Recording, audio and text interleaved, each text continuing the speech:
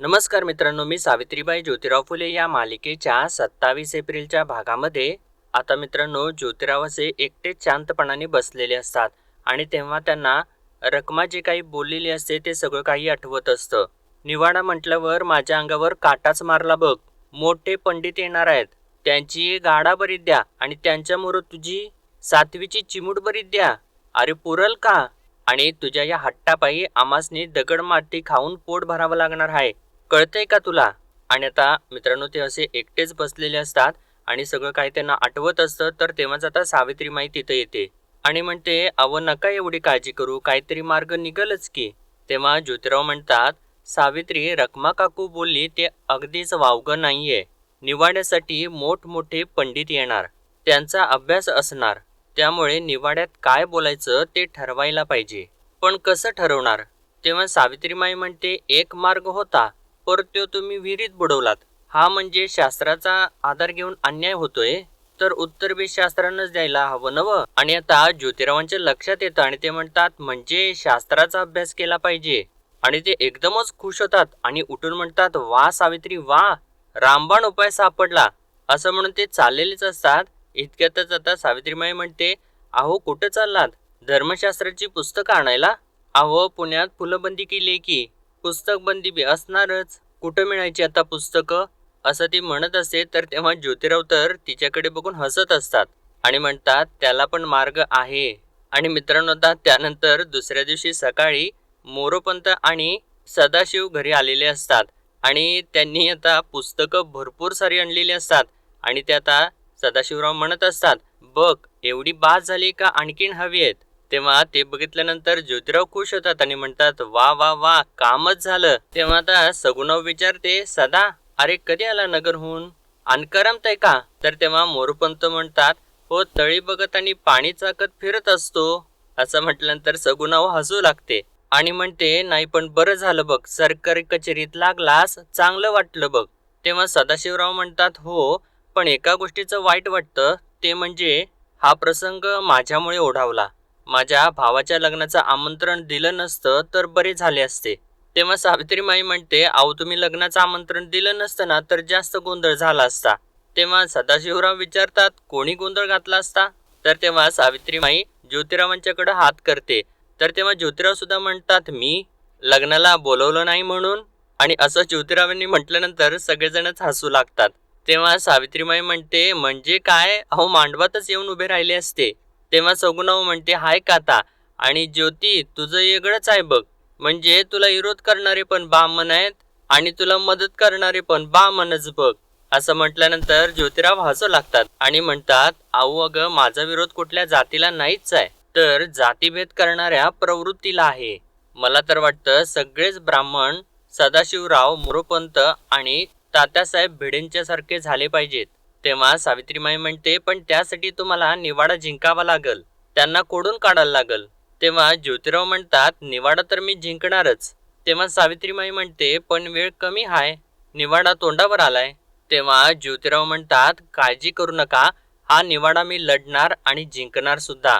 अन्यायाच्या खांबातून नरसिंह प्रकट होणार आणि एकदा का तो प्रकट झाला का मग त्या विद्वान पंडितांची धोतर जागेवरती राहणार नाहीत.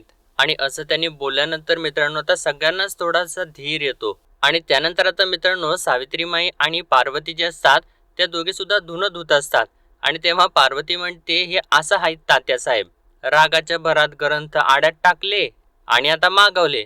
तेव्हा सावित्रीमाई म्हणते, अहो आता निवाडा करायचं म्हटल्यानंतर अभ्यास करायला न ग?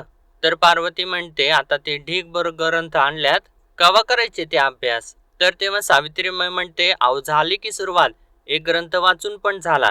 तर पार्वती म्हणते, अगोबाई काय सांगताय? तात्यासाहेब हार मानायचे नाहीत, मला ठाव आहे आणि माझं मन सांगते की मला. आता लहानपणापासून मी त्यासनी बघत आले, लई जिद्दी आहेत ते. आणि म्हणते, अहो जाऊ हळू देवा की कापड, कसली एवढी घाई हाय? तर सावित्रीमाई म्हणते, अहो काम पटपट आवरायला पाहिजे, त्यांना काय हवं नको ते बघायला पाहिजे. तर तेव्हा पार्वती आता सावित्रीमाईला चिडवू लागते, म्हणते, वय वय, नुसतं मोरनं गेलं तर फरक पडतो नवऱ्याला, नाही नाही म्हणजे नाही म्हटलं तरी कळी खोलतेच की. तर तेव्हा सावित्रीमाई म्हणते, काय बोलतासा, कोणी ऐकेल की. तर पार्वती म्हणते, आता काय वेगळं बोलले का, व खरं तेच बोलले मी.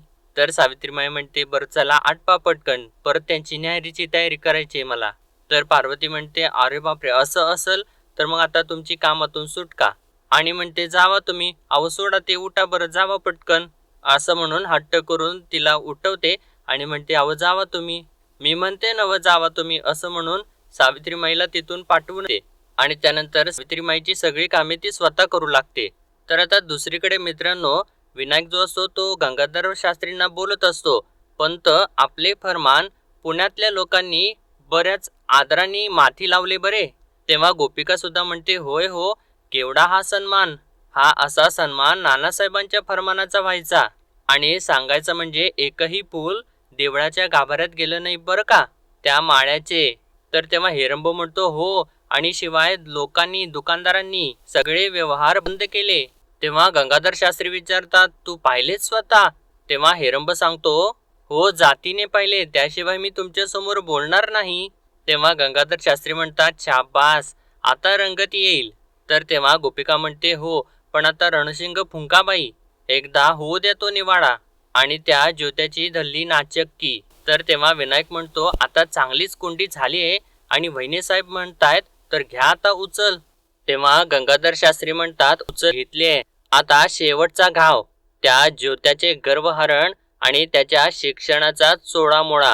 तेव्हा गोपिका म्हणते मला तर बाई उत्सुकता लागली की कोणाला आणतील निवाड्यासाठी, आमचे हे आणतील तर कोणीतरी मोठे पंडितच आणतील. तेव्हा गंगाधर शास्त्री म्हणतात मुळात हा निवाडा तुकारामानंतरचा. माझे आजोबा सांगायचे वाघोलीचे रामशास्त्री, केवढा विद्वान, केवढा पंडित, गीता मुखदगत, वेद मुखदगत. लोक त्यांच्या सावलीचे मुके घ्यायचे, लोक त्यांच्या पायाखालची माती देवारातल्या डबीत ठेवायचे. पण हा देवचा तुकाराम अभंग लिहू लागला. एक दोनदा समज दिली पण ऐकले नाही, एक दोनदा समज दिली पण ऐकले नाही. मग त्यांनी निवाडा केला आणि तो खूप गाजला. तर तेव्हा विनायक विचारतो कोणी केला होता हा निवाडा? तर तेव्हा गंगाधर शास्त्री म्हणतात बाबळेश्वर शास्त्रींनी. बाबळेश्वर शास्त्री म्हणजे बाबळीची दणकट काटेरी फांदी. मनसोक्त झोडपले, दुसरे काय करणार असं म्हणून ते हसू लागतात आणि त्यांच्यासोबत सर्वजणच आता हसू लागतात. तर गोपिका विचारते या निवाड्यासाठी कोण आणणार धर्मपंडित? तेव्हा गंगाधर शास्त्री म्हणतात दोन तेजस्वी आणि तपस्वी धर्मपंडितांना बोलावले आहे. एक आळंदीचे महादेव शास्त्री आणि दुसरे दक्षिण काशी वाईपीठाचे जनार्दन शास्त्री. तर ते ऐकल्यानंतर सर्वजण अवाकच होतात आणि विनायक म्हणतो हे तर मोठे धर्म मार्तंड आहेत, ते येतील या शुल्लक माळ्याच्या पोराचा निवाडा करायला? तर तेव्हा गंगाधर शास्त्री म्हणतात त्यांना यावं लागेल, धर्म संकटात आहे, त्यांना धर्मपीठाचे आसन सोडावे लागेल. आणि यांचं मित्रांनो असं सगळं इकडे चालू असतं आणि इकडे ज्योतिराव मात्र खूप अभ्यास करत असतात, ते ग्रंथावरती ग्रंथ संपवतच असतात. तर तेव्हा सावित्रीमाई येते आणि ज्योतिरावांना म्हणते आव एवढं दूध पिऊन घेता का? तर तेव्हा ज्योतिराव आपल्या अभ्यासातच मग्न असतात. तर सावित्रीमाई परत म्हणते थोडं दूध तरी पिऊन घ्या. बरं नको असेल तर मग फळं खाता का थोडी, देव का चिरून? तर तेव्हा ज्योतिराव तिच्याकडे न बघताच हात करून नाही असं सांगतात. तर सावित्रीमाई म्हणते अहो असं काय, सकाळपासून अभ्यासच करताय, काहीतरी खाऊन तरी घ्या. तर तेव्हा ज्योतिराव म्हणतात सावित्री अगं ते रखमा काकू म्हटली होती ना, त्या सगळ्या शास्त्री पंडितांची गाडाभर विद्या आणि त्यांच्या समोर माझी 7वी 5ची चिमूटभर विद्या, अभ्यास तर करायला पाहिजे ना. तर तेव्हा सावित्रीमाई म्हणते अहो पण तुम्ही केलाय की अगोदर अभ्यास? तर तेव्हा ज्योतिराव म्हणतात अगं जेवढा अभ्यास करू तेवढा कमी, शास्त्रात ते मुद्दे शोधणं म्हणजे अंधारात काळं मांजर शोधण्यासारखं आहे. तर तेव्हा सावित्रीमाई विचारते मी करू का मदत? हा पण आत्ता नाही, रात्री, ते पण एका अटीवर. तर तेव्हा ज्योतिराव विचारतात कुठली अट? तर तेव्हा सावित्रीमाई म्हणते अगोदर काहीतरी खाऊन घ्या. तर तेव्हा आता ज्योतिराव एक पान सावित्रीमाईच्या हातात देत म्हणतात सावित्री एवढा श्लोक बघ ना. तर तेव्हा सावित्रीमाई म्हणते बघते मी, समद बघते, पण आधी काहीतरी खाऊन घ्या, ऐका माझं. आणि असं ती बोलत असते इतक्यातच आता सगुणाव तिथे येते आणि ती सुद्धा म्हणते अरे बाबा खा की काहीतरी, किती अंत बघशील तिचा. तर सावित्रीमाई आता सगुणाव जवळ जाते आणि म्हणते तुम्हीच सांगा आता त्यांना काहीतरी. तर तेव्हा सगुणाव म्हणते तू एक काम करते का ग सावी, तो अभ्यास करत असताना तूच तुझ्या हातानं भरव त्याला, असं म्हणून ते हसत असते. तर तेव्हा ज्योतिराव म्हणतात आऊ तुला गंमत सुचतीये, मी खातो पण तुम्ही जा इथून असं हात जोडूनच बोलतात. तर सगुणाव म्हणते असाच दम देत जा मला कायम. आणि सावित्रीमाईला चल ग असं म्हणून आता या दोघी सुद्धा तिथून निघून जातात. तर तेव्हा आता ज्योतिराव परत आपला अभ्यास पुढे चालू ठेवतात आणि ते फळ आणि दूध तसंच तिथं असतं. त्याच्याकडे त्यांचं लक्ष सुद्धा नसतं. एवढे ते अभ्यासामध्ये गुंगून गेलेले असतात. आणि त्यानंतर भरपूर सारा अभ्यास करतच राहतात आणि त्यानंतर भरपूर वेळाने सावित्रीमाई परत येते आणि समोर बघते तर ती फळं आणि दूध तसंच असतं. आणि ती म्हणते समजा तसंच आहे, काय बी तोंडाला लावलेलं नाही. अहो त्या दुधावर साय धरली, परत गरम करून आणू का? असं ती सगळं काही बोलत असते पण ज्योतिरावांचं लक्ष मात्र तिच्याकडे नसतंच. तर सावित्रीमाई म्हणते काय म्हणते मी? आणि तरी सुद्धा ज्योतिरावांचं तिच्याकडे लक्षच नसतं. आणि आता मात्र सावित्रीमाई रडूच लागते. आणि जेव्हा ती रडत असते तर तेव्हा ज्योतिराव त्यांचं लक्ष तिच्याकडे जातं आणि ते एकदमच म्हणतात सावित्री असं म्हणून ते उठतात आणि उठून सावित्रीमाईजवळ जातात आणि म्हणतात अगं ये सावित्री, काय झालं ग? तर तेव्हा सावित्रीमाई म्हणते माझ्यामुळे तुम्हाला समजा त्रास होतोय, माझं चुकलं असंच वाटायला लागले आता मला, सहज भेटलं असतं. आणि पुढे एवढं मोठं वळण घेतलं त्याने, केवढा अभ्यास करायला लागतोय माझ्यामुळं घरात बी समद्यांना त्रास होतोय. तेव्हा तर ज्योतिराव म्हणतात सावित्री, वाघाचा पंजा परवडला पण आता गाढवाच्या लाथेचं काय करायचं?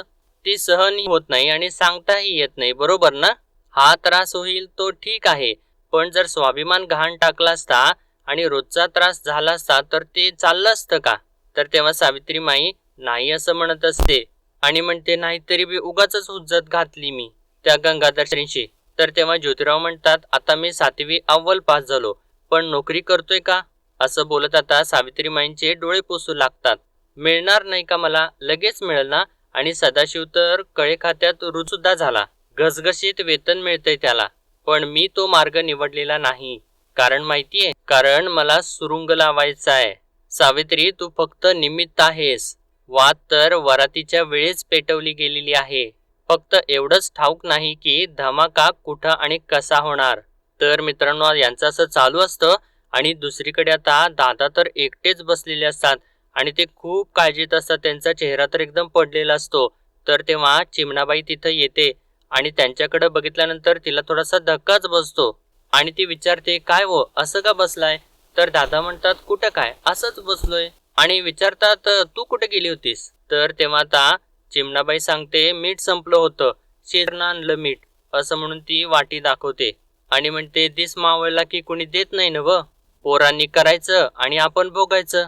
आणि समज कसं चांगलं चाललं होतं ना व, मळा फुलं, रोज ताज्या फुलासारखा पैसा येत होता. पण याची अशी काय बुद्धी झाली व पडलो न व वाळीत. तर दादा आता थोडेसे हळवे झालेले असतात आणि म्हणतात मी बी तोच विचार करत होतो, आपला ज्योती असा कसा चार चौघांच्या सारखा का वागत नाही? थोडं नक लागलं तरी फणा काढून कसा ठिसकारतोय. म्या त्याला शिकू नका म्हटलं तरी बी शिकला.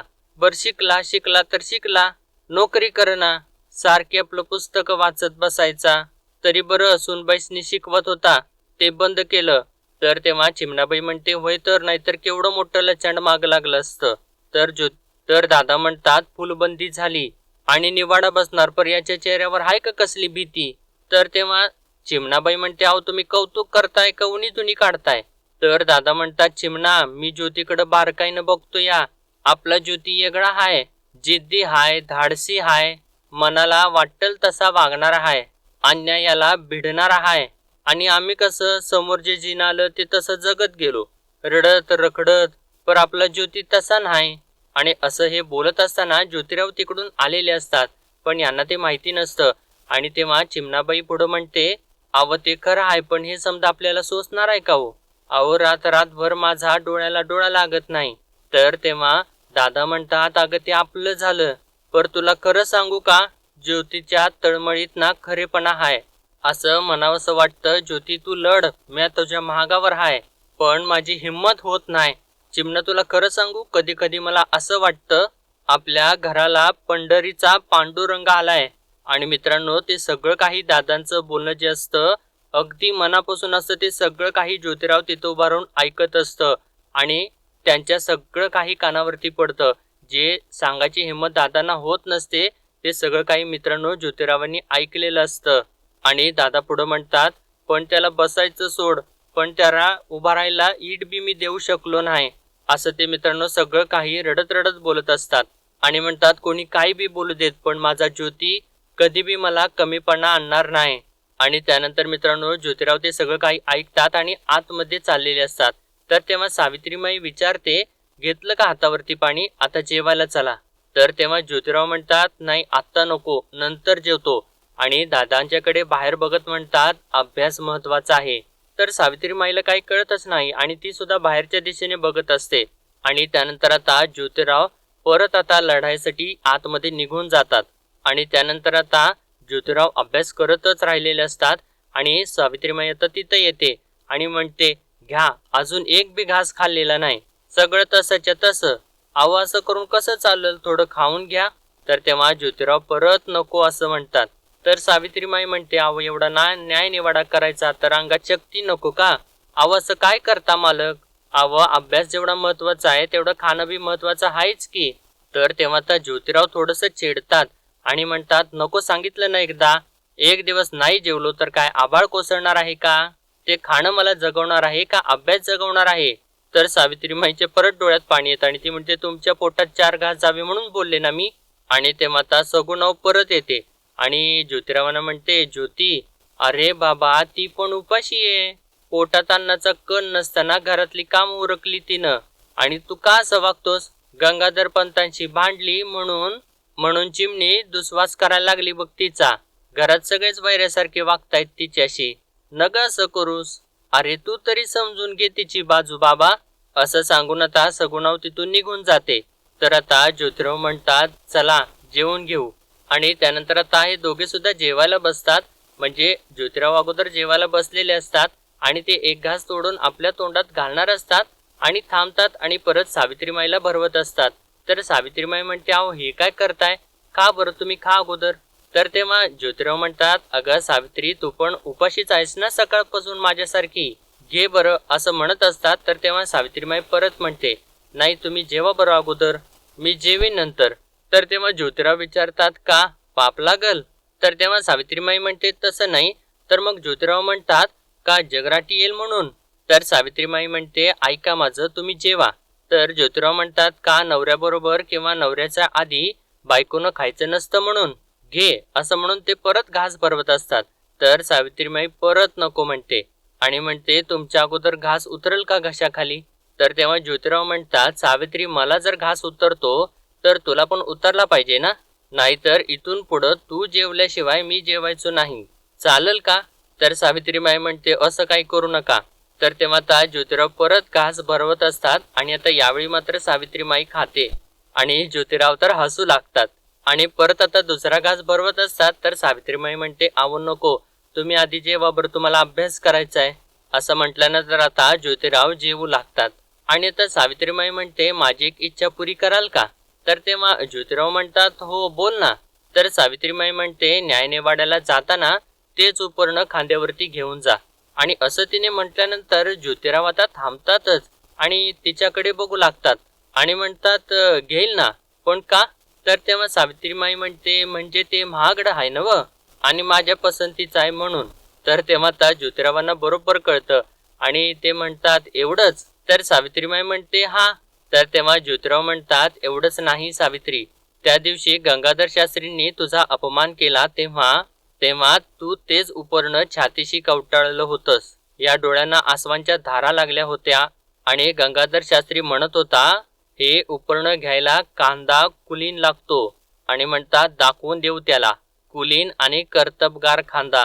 आणि तेव्हा त्या सावित्रीमाईला तो क्षण आठवतो ज्यावेळी गंगाधर शास्त्री म्हणत असतात, चिरगुट नाही तर साधा लंगोट लावून फिरायची अवकाश ज्यांची, ते आता खांद्यावरती उपरणे मिरवू लागले.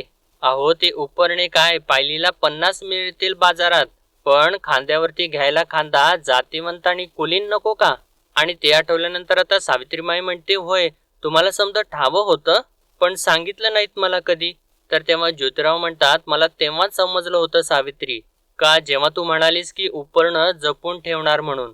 आणि सगळ्याच गोष्टी बायकोने सांगायच्या नसतात, नवऱ्याने पण काही गोष्टी समजून घ्यायच्या असतात. तर सावित्रीमाई म्हणते, आता त्या गंगाधर शास्त्र्यांना त्यांची जागा दाखवून द्याच. तर मित्रांनो ज्योतिराव हो असं म्हणून मान हलवतात आणि आजचा भाग इथेच संपतो आणि पुढील भागामध्ये आपण पाहणार आहोत. मित्रांनो आता राजाराम जे असतात ते खूप घाबरलेले असतात. त्यांना खूप मोठा धक्का बसलेला असतो आणि ते घाबरून आता ज्योतिरावांच्या समोर येतात आणि त्यांच्या खांद्यावरती हात ठेवून म्हणतात, त्या रस्त्यात हेरंब भेटला. तर तेव्हा ज्योतिराव विचारतात काय केलं त्याने. तर तेव्हा राजाराम तर ज्योतिरावांना मिठीच मारतात आणि म्हणतात आपण या सगळ्यातून निभावून जाऊ ना वर. तो हेरंब म्हणतोय की त्या ज्योतीला शिक्षा होणारच, त्याची जीभ कापत्याल, आपल्या सगळ्या वाटा बंद करणार म्हणतोय तो. कोणीतरी मोठं पंडित आणणार आहे ते गंगाधर पंथ. आणि परत मिठी मारून म्हणतात तुला काही होणार नाही ना. आणि मित्रांनो राजारामांना तर ज्योतिरावांची खूप काळजी वाटत असते आणि हेरंब जे काही बोललेला असतो त्या सगळ्या गोष्टींचा त्यांना खूप त्रास होत असतो. तर मित्रांनो आजच्या पुरते एवढंच आणि भेटूया परत उद्याच्या भागामध्ये. तोपर्यंत आपल्या व्हिडिओला लाईक शेअर आणि सबस्क्राईब नक्कीच करा. धन्यवाद.